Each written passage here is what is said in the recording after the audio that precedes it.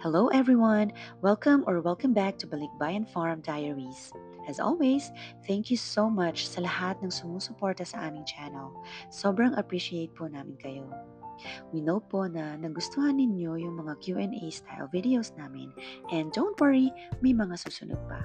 We're doing our best to answer all your questions tungkol sa pagbabalikbayan journey namin. So stay tuned lang po. But for today's video, samahan niyo muna kaming mag-ikot sa farm.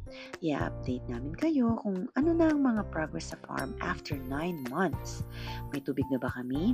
Kumustahin natin yung mga alaga namin, pati na rin yung mga pananim kung tumutubo na ba. And of course, sabay-sabay din natin bibilangin yung mga sisiw at silipin kung paano inaalagaan ni Mister ang aming mga hayop. Tara, let's! Ang amos mo? Ang amos? Ha? Maamos ka?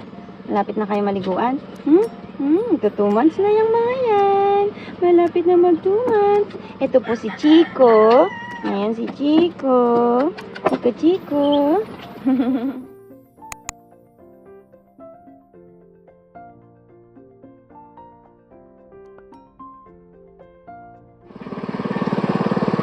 Oh, nakarating na yan dyan. Oy. Oh. Supervisor. Uy, uminyang tubig. Dirty. Ang lima na itong tubig. 5. Sana naman ay sumakses na.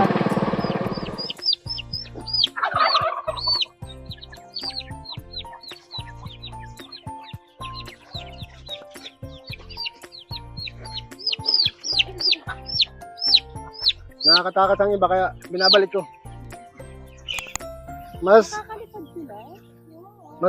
Mas gusto nila yung kanin kainin kaysa sa mga pigs. Pag binigyan mo ng kanin, nagkakandaloko-loko sila. Pero okay ba yun sa ano nila? Sa growth? Okay naman to. Additional na pagkain lang to. Pero meron talaga sila mga pigs. So, kanin at saka fish ang Oo. ano nila. Parang in between, pinapakain ko sila ng kanin. Lalo na pag may mga sobrang pagkanin. Na-try mo na ba silang pakainin ng corn? Meron din silang corn, kasama na ng pigs. Nag-comment kasi na magtanim daw ng corn para Tumutuloy mo dito. Di ba nagtanim ka ng corn before? Wala, di nagbunga kasi tag-ulan. Itong mga native na to, okay na sila, malapit na. Malapit na sila mag-birthday. Sabi na mag-birthday. Naku. Sabi mo, next month, pwede na tayo magbenta. Oo. Ang plano is live. Oh. Live chicken ang ibabenta. Dadali lang natin sa kalsada. Maraming gusto ng tao native chicken. Wala sa kasi sila. Saka hindi ako masyado nagbibigay ng gamot. Hindi nga ako Hindi sila sakitin, no? Kasi mga native hindi sila sakitin. Magaling sila sa init sa ulan. Dito papakita namin sa inyo yung mga sisiw. Marami kaming sisiw ngayon. Siguro mga 80 na sisiw. Ito yung nangitlog sa itaas ng bundok. Ayan, siya yun. 13 yung ano 13 nila. din. Yung isa 13 din, ano? Oo. 15 siya, kaya lang 13 lang yung napisa. Ito nag-lilim. Ito naglilimlim. Malapit na yan, mga ilang araw na lang, mapipisa na rin yan.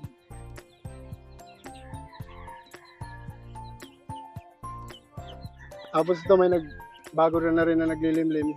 Bago lang to. Hello, bigyan mo kami maraming itlog. Ito naman yung mga kinukulong ko pag may sipon. Sabi ng tito ko, nag-comment. Paano daw malalaman kung may sipon? Sabi ko, ikaw. Malalaman mong may sipon ng manok pag medyo namamaga yung mata nila.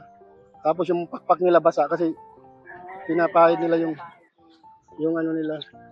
Okay, ang kwentong pato. Kwento mo sila. Ilan sila na binili mo? Hindi ko to 10, kaya lang inaano nila yung mga halaman ko. Yeah. Kinakain nila yung mga halaman, kaya kinulong ko na muna sila. Tapos yung 5, pinamigay mo na. Pinamigay ko. aming makisig na tandang. Feeding time. Meron pa rin naglilimlim doon sa loob niya. Dito makikita mo siya rito. Manok yan? Kasama yung mga pato? Hindi. Hindi masyadong makita sa video. Pero... yung pato, walang ano dito? Hindi pa yan nangingitlog. Kasi nakakulong, mas gusto na yan, mga nakagala sila. Kasi pag nakakulong sila, parang kulang sila sa nutrients. Unless pakainin mo sila ng tamang pagkain. Itong mga pabo, nabili ko to sa Legazpi. Nung may hinatid ako sa airport, may nagbebenta ng pabo ron. 4 sila, kaya lang nagpaglapurpo, 3 lalaki, kaya nag-aaway-away. Di bali sana mas maraming babae, kaya yung lalaki nag-aaway-away sila.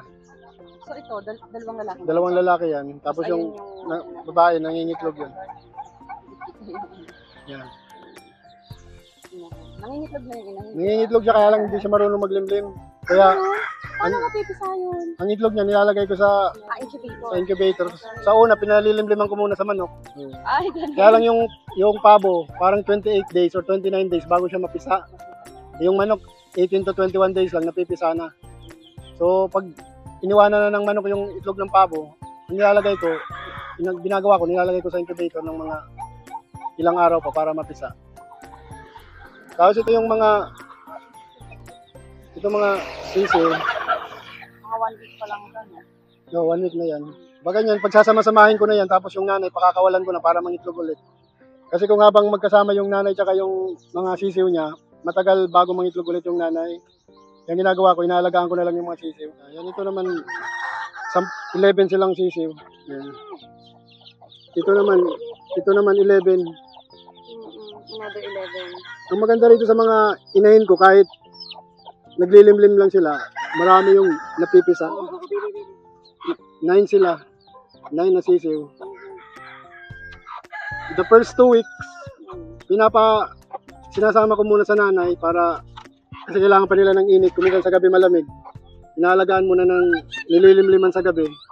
After 2 weeks, hinihiwalay ko na yung nanay para mangitlog ulit. Ito, lagi nakasunod sa amin ito. Ito naman, siguro mga 2 to 3 days, magpipisa na to. Ilan ang itlog nito? Siguro mga 13 din yung nililimliman niya. Wow. Halos 13 lahat, ano? Ilan ang itlog nito? Ano yan? Siyam yata yan.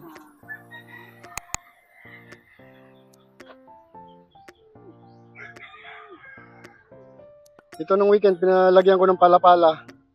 Ito mga cucumber. Nice. I love. Tapos doon, kalabasa.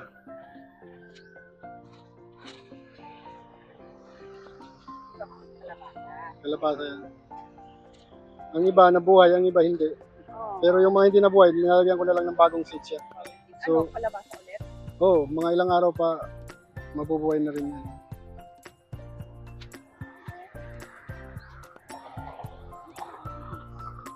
Kamuting kahoy.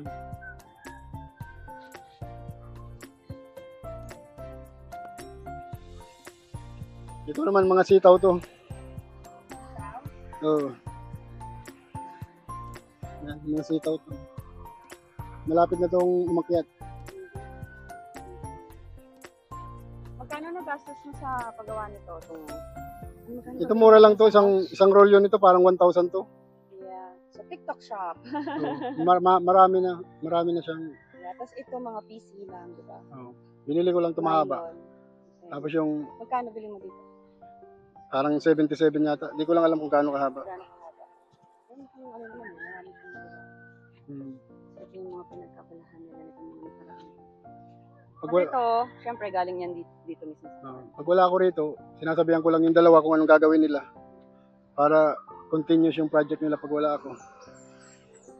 Ito naman mga okra. Yan. So, kalabasa, pipino, okra, ano pa? Ito, ano to? Halo-halo rito. Halo-halo pa dito, no? May mga Ito malalaki na to. Ano to? ito, mani ito. Mani? Si Larry, meron siyang ilang mani na hindi nakain. Nasa bulsa niya raw. Ay, talaga? Tinanim niya, tumubo rin. Nice. Yung Larry, kaibigan niya ni Habi.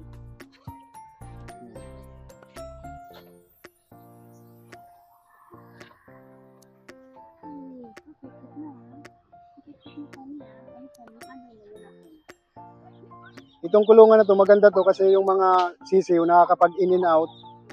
Tapos nakakain sila kahit ano-ano sa paligid para mas mabilis sila lumaki. Tapos yung nanay lang yung nakakulong para alam nila yung home base nila pag nawawala sila. Talagang free range pa rin sila. Oo. Saka kahit wala silang mga gamot, mga healthy naman sila. Gusto na sa people.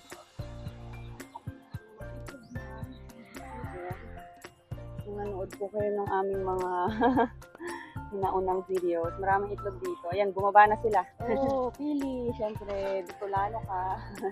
Kung Bicolano ka, alam mo kung ano yan. Pili. Maraming pili na rin ngayon, kaya lang mga green pa. Oh. Kasi season ng pili, mga June, July.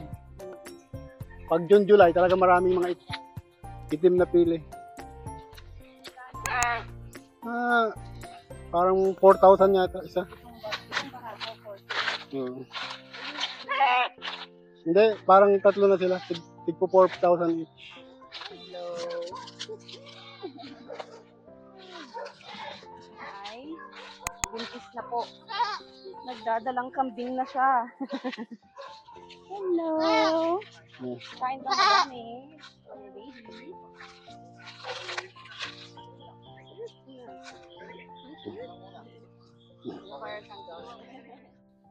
Ang sabi naman ni Mister, low maintenance lang alagaan ang mga kambing.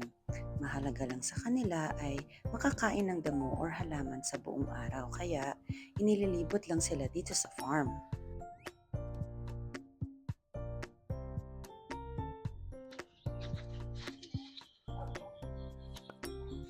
Yung kalamansi, nandito na to pag nang dumating kami. Kaya pag may gusto namin magluto, pupunta lang kami rito.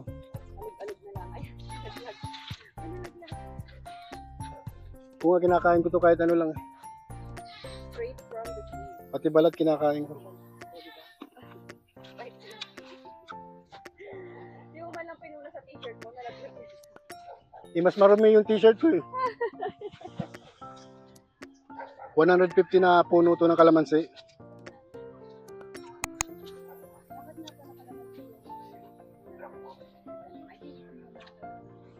Tinanim mo last year.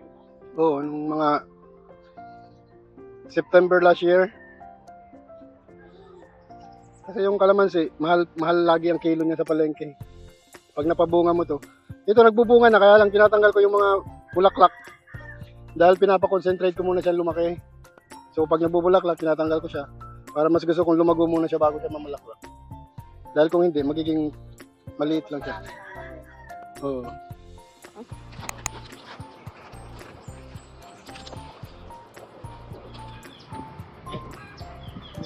Ito, gustong gusto niya doon.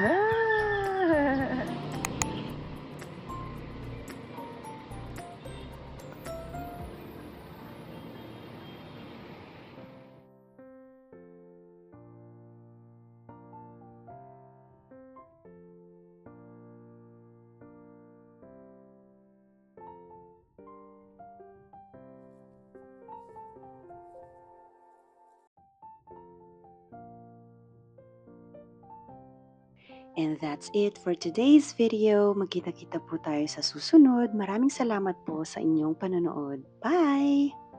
Ano po ang gunting dito? Mabilis. Oo.